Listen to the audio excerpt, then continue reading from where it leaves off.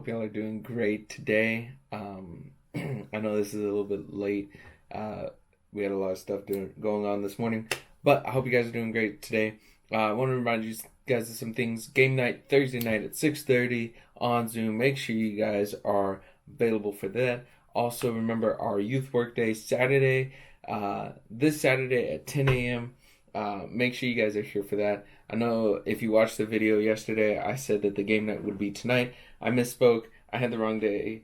I'm sorry. There are two T days. I just mixed them up. That's on me. Game night is Thursday night, and then we will be doing our youth Bible study on YouTube Live tomorrow at 6:30. So make sure you guys tune in for that.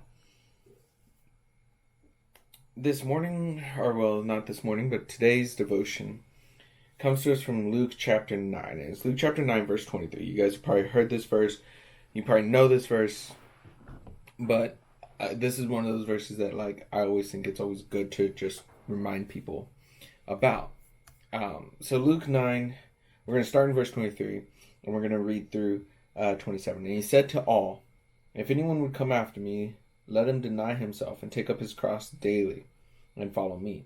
For whoever would save his life will lose it, but whoever loses his life for my sake will save it. For what does it profit a man if he gains the whole world and loses or forfeits himself? For whoever is ashamed of me and of my words, of him will the Son of Man be ashamed when he comes in glory, and the glory of the Father and of the holy angels. But I tell you truly, there are some standing here who will not taste death until they see the kingdom of God." Now, this is Jesus telling us what the cost of following him is. And this is Jesus telling us that the cost of following him can be really severe and really harsh and really hard. This is Jesus telling us that when we choose to follow him, there are things that we have to take into consideration. And he tells us mostly what the first three things that we have to take into consideration are. If anyone would come after me, let him deny himself. You have to turn away from what pleases yourself. You have to turn away from what you had planned for yourself. You have to turn away from what is your idea of what would make you happy.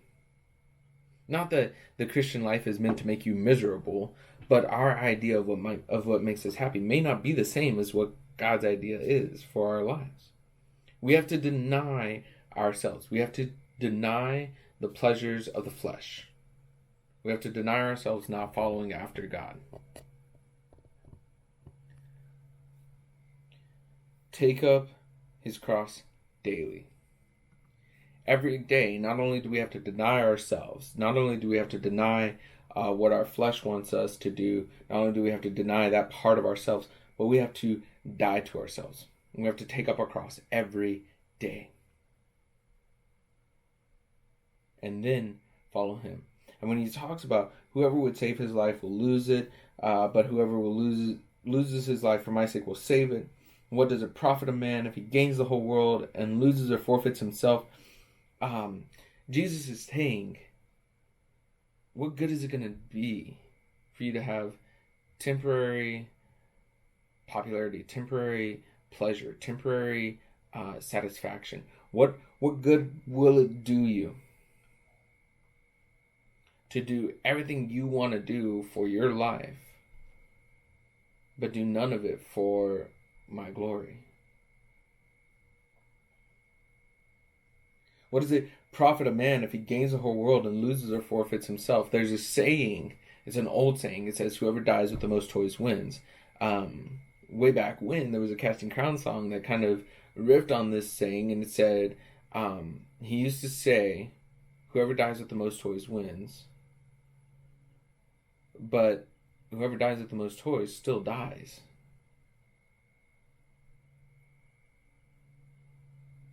If we lose ourselves, if we lose our spirit, if we lose our soul, if we lose our connection to God and our desire to be with him, what does that profit us? What good does that do us?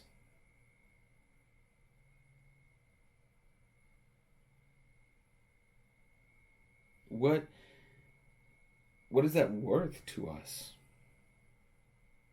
And that's the question for you guys today.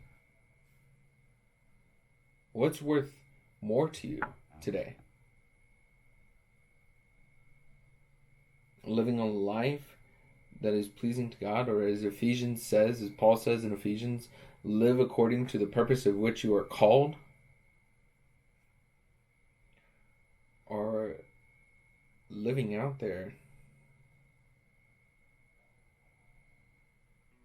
to do everything for yourself? What are you living for today, and how is it that you can deny yourself and take up your cross today? I will see you guys tomorrow night at 6:30. I hope y'all have a good one.